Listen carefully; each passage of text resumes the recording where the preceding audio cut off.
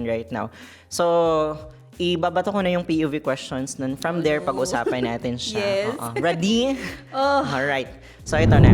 So, what's your POV on people who do community service while also building their personal image? So, can we consider this na genuine service or para lang makakuha ng recognition?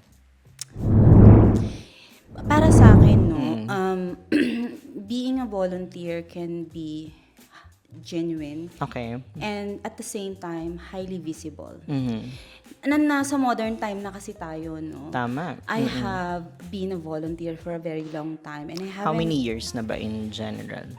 Oh God, since I was a teenager, Really? I used to go every summer sa area namin. Okay. We go sa bundok. Every Sunday we go sa bundok. We do Sunday school sa bundok. We read books for them. We distribute that's kits nice. for them, and then we eat meals. We bring snacks for them. Okay. Literally like yung hygiene kits and all this.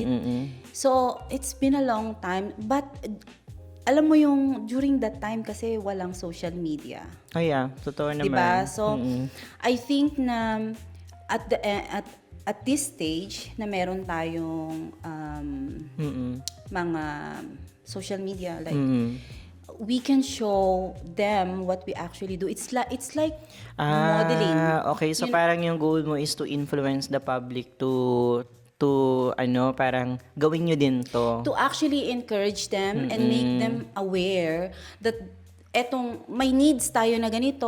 Okay. We can actually help them. Makes sense, Yun, makes it's sense. like modeling, no? So, And also, in your action, parang masasabi ko na genuine naman talaga siya. Pero how can we trace those parang hindi genuine? Na